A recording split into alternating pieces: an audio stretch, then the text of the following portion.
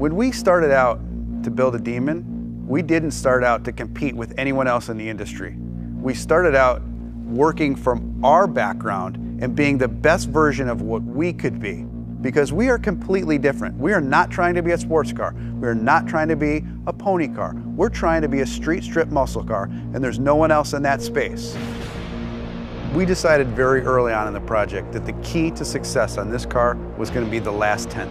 And I don't mean the tenth of a second in the quarter mile. I mean that last tenth of effort that was going to push you beyond an interesting stat into a stat that had never been done before. I mean, you start at the top of the list, drag radials. No one's ever put drag radials on a car. They've been available in the marketplace, but they've never been put on a production car.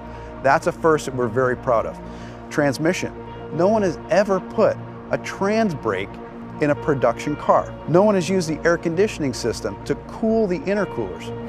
The Demon engine is all new. It's not a tuned up version of our Hellcat engine. The only part that carries over is the cylinder head. We deck honed the block, which is something you see on high-end race car engines.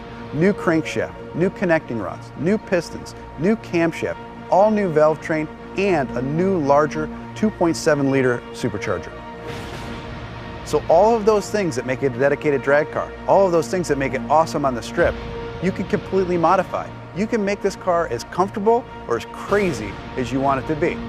The two most common questions I get on Demon: number one, why'd you build a car like this? And the second question after that, how much horsepower does it have?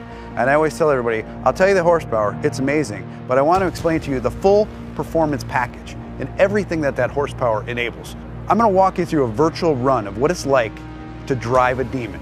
You strap yourself into a 4-point harness, take your red key, fire up the most powerful V8 production engine ever put in a car. Put your car into drag mode. Once you go into drag mode, your suspension is already pre-calibrated for maximum lift off the starting line. Activate your line lock.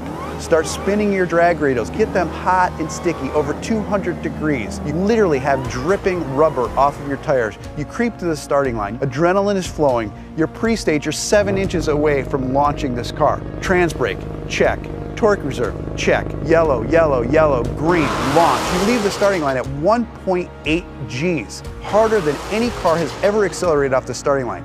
That force puts a ton of weight on the rear end of this car, forcing the front end up in the air. It pulls a wheelie.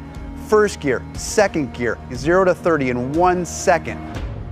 Third gear, you're now at 60 miles an hour in 2.3 seconds. Fourth gear, 5.1 seconds, you're doing 100 miles an hour. Now things are starting to settle in. You're really getting into this time warp and things are happening so fast. You're getting close to the end of the track. You're now doing 140 miles an hour as you cross the finish line in 9.65 seconds. You have just driven this production car faster than any production car has ever finished the quarter mile. So fast, in fact, that after the NHRA certified that time, they banned it from competition. And it took 840 horsepower and 770 pound-feet of torque to do that. Being banned from the NHRA with this car at first sounds like a negative, but reality is it's really huge street credibility for this car. Even the National Hot Rod Association says you've pushed too far. You've done too much. You've broken a record that's not supposed to be broken in a production car. To me, that letter's a badge of honor.